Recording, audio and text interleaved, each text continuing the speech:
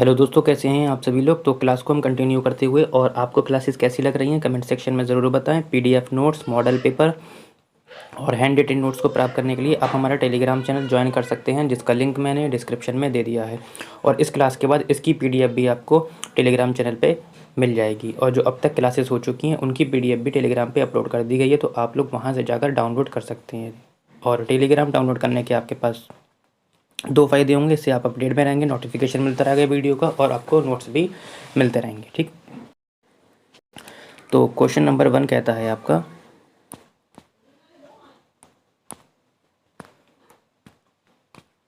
कहता है कि सामाजिक और शारीरिक आधार पर महिला और पुरुष में भिन्नता है। इस कथन का मुख्य लक्ष्य है कि महिला और पुरुष के भेद को व्यवहार के द्वारा समुचित रूप में समझा जा सके। ठीक है, समायोजित समझा जा सके, लिंग समझा जा सके, मनोवैज्ञानिक समझा जा सके, या तुलनात्मक समझा जा सके। ठीक है बेटा, देखो सामाजिक और शारीरिक आधार पर, सामाजिक और शारीरिक आधार पर महिला और पुरुष में भिन्नता, इस कथन का मुख्य लक्ष्य है कि महिला और पुरुष के भेद को लिंग व्यवहार के द्वारा क्या समझा जा सके, समुचित रूप से समझा जाता है। समायोजित, मनोवैज्ञानिक और तुलनात्मक आधार पर पुरुष और महिला के मध्य भेद नहीं किया जा सकता। किस किस पर बेटा? समायोजित, मनोवैज्ञानिक और तुलनात्मक आधार पर विभेद नहीं किया जा सकता दोनों के बीच में। ठीक है बेटा, तो ऑप्शन क्या बचता है हमारा? ऑप्शन बचता है हमारा लिंग। लिंग के आधार पर किया जाता है बेटा। ठीक, आगे बढ़ते हैं। और क्वेश्चन नंबर 2 कहता है कि शिक्षण की वे तकनीक जिसमें मूल प्रावर्तिक अभिप्रेरक का गुण पाया जाता है। कथन तकनीक, खेल पद्धति, शिक्षार्थियों के साथ अन्वयन क्रिया, या व्याख्यान तकनीक।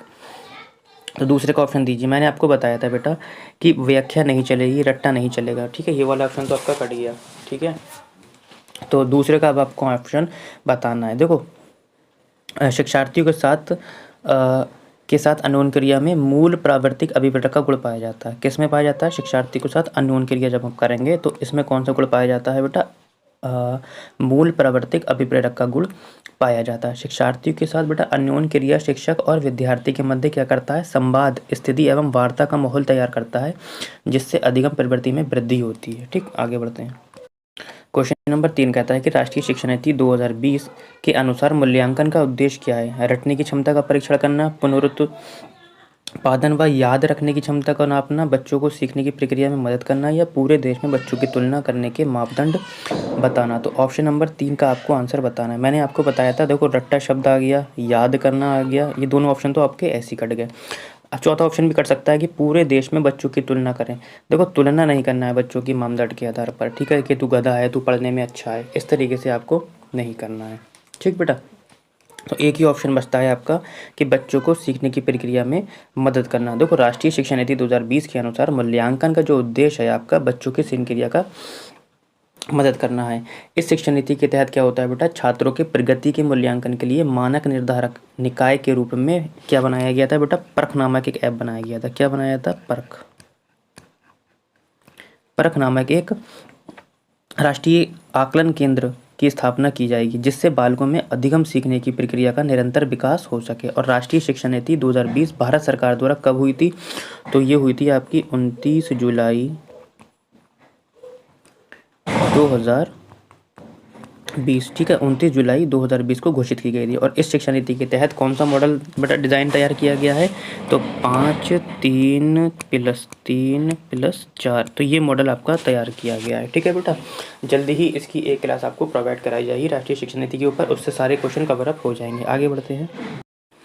क्वेश्चन कहता है कि पूर्व माध्यमिक बच्चों के लिए निम्न में से कौन सी क्रिया एक कार्यात्मक क्रिया का स्वरूप है? ठीक है, कहता है अपने साथ की आयु के बच्चों में घुल मिल जाना, मिट्टी के खेल खिलौने को 2 भागों में तोड़कर उसे दोबारा जोड़ देना, 10 तक पहाड़ों को मुँह ज़बानी याद कर लेना, माध्यमिक कक्षा की किताबों का अध्ययन करना। ठीक है बेटा, तो क्वेश्चन नंबर 4 का आपको आंसर देना है। देखो, पूर्व माध्यमिक है, यानी कि पूर्व माध्यमिक की बात कर रहा है, तो अपने साथ की आयु में बच्चों में घुल मिल जाना, मिट्टी के खिलौने को 2 भागों में तोड़कर, तो या तो इसमें ऑप्शन होगा या तो ये वाला ऑप्शन होगा। ठीक है, देखो मिट्टी के खिलौने में क्या होता है? मिट्टी के खिलौने को 2 भागों में तोड़कर उसे दोबारा जोड़ना पूर्व माध्यमिक बच्चों के लिए एक कार्यात्मक क्रिया रूप का स्वरूप है, और माध्यमिक कक्षा की किताबों का अध्ययन कर लेना कार्यात्मक प्रक्रिया नहीं है। ठीक है, हमें क्या बताना है? कार्यात्मक प्रक्रिया। अब ये वाला कहता है कि घुल मिल जाना है। घुल मिल जाना बेटा कार्यात्मक प्रक्रिया नहीं है, ठीक है बेटा। मुँह ज़बानी याद कर लेना ये भी कार्यात्मक प्रक्रिया नहीं है, और ना ही ये। तो क्रियात्मक प्रक्रिया क्या है? जिसमें क्रिया हो, ठीक है, यानी कि जिसमें क्रिया कर सके बच्चा। तो क्रिया किसमें कर रहा है कि मिट्टी के खिलौने को उसने तोड़ा फिर जोड़ने की कोशिश कर रहा है, यानी कि यहाँ पे वो क्रिया कर रहा है। तो ऑप्शन नंबर आपका हो जाएगा बी वाला। ठीक, आगे बढ़ते हैं। और कहता है कि एक ही कक्षा शिक्षण का निष्पादन भिन्न भिन्न होता है। निम्नलिखित में से कौन सा कारण इसके लिए सर्वाधिक उत्तरदायी हो सकता है? बिल्कुल सही कहा कि एक ही कक्षा का शिक्षण निष्पादन क्या होता है? अलग अलग होता है। क्यों होता है बेटा अलग अलग? क्योंकि समावेशी कक्षा चलती है, ठीक है बेटा। समावेशी कक्षा को क्या करा जाता है? फॉलो किया जाता है। तो कहता है छात्रों की बुद्धि में अंतर पाया जाता है, इसलिए अलग अलग होता है। छात्रों के अभिप्रेरणा में अंतर पाया जाता है, छात्रों की रुचि में, या छात्रों की शारीरिक शक्ति में अंतर पाया जाता है। ये क्वेश्चन आपका रिपीट हो रहा है, 5 में का आप लोग आंसर दीजिए। मैंने आपको पहले ही बताया था कि छात्रों में बुद्धि का जो अंतर पाया जाता है, ये ऑप्शन मैंने आपको बताया था इससे पिछले वाले प्रैक्टिस में, ठीक है। देखो छात्रों की बुद्धि में अंतर के कारण एक ही कक्षा का निष्पादन बेटा अलग अलग होता है। क्यों होता है? क्योंकि बुद्धि शब्द का प्रयोग सामान्यतः प्रज्ञा, प्रतिभा, ज्ञान एवं समझ इत्यादि के अर्थों में किया जाता है। ये वह शक्ति है जो हमें समस्याओं का समाधान करने एवं उद्देश्यों को प्राप्त करने में सक्षम बनाती है। और बुद्धि अमूर्त चिंतन की क्या है बेटा? योग्यता है। क्या है? योग्यता है। सीखने की योग्यता, संबंधों को समझने की योग्यता क्या है बेटा? इत्यादि है। आगे बढ़ते हैं।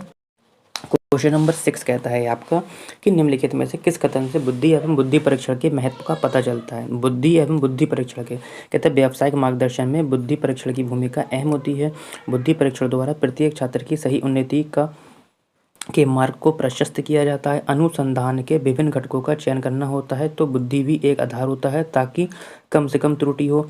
और उपरोक्त सभी कथनों से बुद्धि परीक्षण के महत्व का पता चलता है।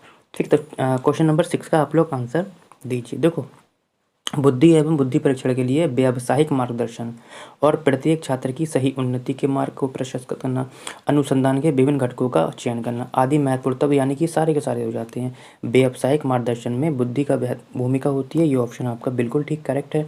बुद्धि परीक्षण द्वारा प्रत्येक छात्र की उन्नति के मार्ग का प्रशस्त किया जाता है, बिल्कुल बेटा। अनुसंधान के विभिन्न घटकों को चयन करना होता है, तो बुद्धि भी एक आधार होती है, बिल्कुल। अब बेटा 3 तो ऑप्शन आप लगाएंगे नहीं पेपर में, तो क्या लगाएंगे आप? ऑप्शन नंबर 4 लगा देंगे आप, ठीक है बेटा। आगे बढ़ते हैं। क्वेश्चन नंबर 7 कहता है कि यदि आप किसी नई कक्षा में शिक्षण के लिए जाते हैं, ठीक है, तो आप अपने शिक्षण को प्रभावी बनाने के लिए शिक्षार्थियों की पहचान हेतु निम्न में से किससे चुनेंगे? बहुत ही अच्छा क्वेश्चन है। यदि आपकी ज्वाइनिंग हुई या पहली बार बच्चों के सामने जा रहे हैं शिक्षण के लिए, तो शिक्षण को आपको प्रभावी बनाना है, तो आपको क्या करना चाहिए? कहते हैं सभी शिक्षार्थियों की पूर्व शिक्षा की जानकारी लेंगे, ऑप्शन अच्छा है। सभी शिक्षार्थियों के मानसिक स्वास्थ्य की जांच करेंगे, ये भी सही है। सभी शिक्षार्थियों की बाह्य विभिन्नताओं का पता लगाएंगे, या सभी विद्यार्थियों की आर्थिक परिस्थितियों की जांच करेंगे। अब आपको लगता होगा सर ये तो सारे ही ऑप्शन ठीक है, अब हम क्या लगाएंगे? तो मैंने आपको बेटा पहले भी बताया था कि सीटेट में एक से अधिक ऑप्शन ठीक होते हैं, लेकिन हमें थोड़ा सा अपना दिमाग लगाकर उन चारों में से किसी एक को निकालना होता है, जो उन तीनों को अपने अंदर क्या कर लेता है? समाहित कर लेता है। ये बात मैंने आपको पहले भी बताई थी, ठीक है। देखो तो क्या करेंगे, मैंने आपको बताया थोड़ा सा भी दिमाग लगा देंगे तो आपका काम हो जाएगा। आपने अपनी टीचिंग में भी पढ़ा होगा, जब आपकी ट्रेनिंग हुई होगी, कि जब आप कक्षा में जा रहे हैं तो सबसे पहले आपको क्या करना है कि बच्चों को पूर्व जानकारी लेना है कि बच्चा पहले से क्या क्या पढ़ कर आया है, अपने समाज से क्या क्या सीख कर आया है, अपने आस पड़ोस से क्या क्या सीख के आया है, क्या क्या देख कर आया है, किस चीज़ों को उसने देखा है। जब आप ये सब जान लेंगे ना, तो उसी से जोड़कर फिर आप लोग पढ़ाएंगे। तो सबसे बेस्ट ऑप्शन जो है आपका बेटा क्या है? ऑप्शन नंबर ए है। क्यों है? मैंने आपको बता दिया है कि बच्चे की पूर्व जानकारी लेना बेटा ज़रूरी है, ताकि शिक्षक किसी भी विषय को पढ़ाने से पहले शिक्षार्थियों की जानकारी से अवगत हो सके, और वो फिर उसी से रिलेट करके पढ़ाएगा आपको, ठीक है। सभी शिक्षार्थियों के मानसिक स्वास्थ्य की जांच करेगा। मानसिक ऑप्शन ठीक है, लेकिन ये इससे बेहतर नहीं है, इसलिए ये कट गया आपके ऑप्शन। तो ये क्वेश्चन क्लियर हो गया, आगे बढ़ते हैं। तो क्वेश्चन कहता है कि बाल केंद्रित शिक्षा को व्यवहार में लाने वाले शिक्षक के लिए निम्नलिखित में से किसकी जानकारी रखना अधिक आवश्यक है? फिर से समझ लीजिए, बाल केंद्रित शिक्षा को व्यवहार में लाने के लिए शिक्षक के लिए निम्नलिखित में से किसकी जानकारी रखना अधिक आवश्यक होती है? ठीक है, तो शिक्षक के लिए बालक के व्यवहार के मूल आधारों के बारे में जानने से अधिक आवश्यक है कि वे उसके परिवार के बारे में जाने।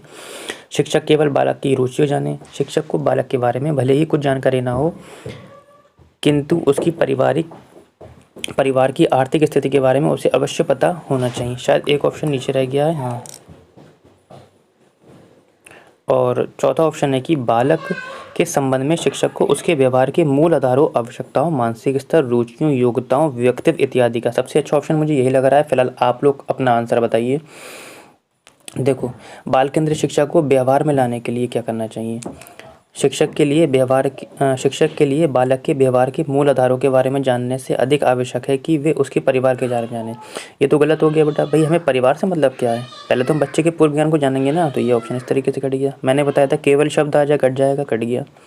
शिक्षक को बालक के बारे में भले ही कुछ जानकारी ना हो, बेटा बालक के बारे में जानकारी होना चाहिए। अभी जस्ट इससे पहले क्वेश्चन कराया नहीं कराया मैंने? तीनों ऑप्शन देखो कितने प्यार से काट दिए मैंने। आपको भी ऐसे ही काटना है। बालक के संबंध में शिक्षक को उसके व्यवहार के मूल आधारों, आवश्यकता क्या है उसकी, मानसिक स्तर क्या है, रुचि क्या है, योग्यता, यानी कि सारे ऑप्शन इसके अंदर आ गए नहीं आ गए, व्यक्तित्व इत्यादि विस्तृत होना चाहिए। ठीक बेटा, आगे बढ़ते हैं।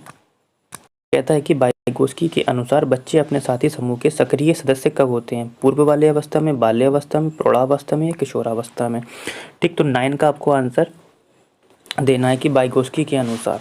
देखो, वाइगोत्स्की के अनुसार बच्चे अपने साथी समूह के सक्रिय सदस्य किशोरावस्था के दौरान होते हैं, और वाइगोत्स्की के अनुसार संवेगों की तीव्र अभिव्यक्ति भी किशोरावस्था में ही होती है। ठीक है बेटा, तो इसमें ज़्यादा देर नहीं लगाना है, आगे बढ़ते हैं। तुरंत एक प्याजे से क्वेश्चन है आपका, और प्याजे कहता है कि प्याजे ने किसी बच्चे के विचारों में नए विचारों के समावेश हो जाने को क्या कहा है? मतलब व्यवस्थान कहा है, सात्मीकरण कहा है, निर्माण कहा है या खोज कहा है? तो 10 का आप लोग आंसर दीजिए। ठीक, देखो, प्याजे ने किसी बच्चे के विचारों में नए विचारों के समावेश हो जाने को सात्मीकरण एवं संतुलन स्थापित करना कहा है। क्या कहा है? सात्मीकरण या संतुलन। अब संतुलन नहीं है तो सात्मीकरण ही लगा देंगे आप लोग। ठीक, आगे। फिलहाल आज के लिए इतना ही। क्लास कैसी लगी ज़रूर बताएं।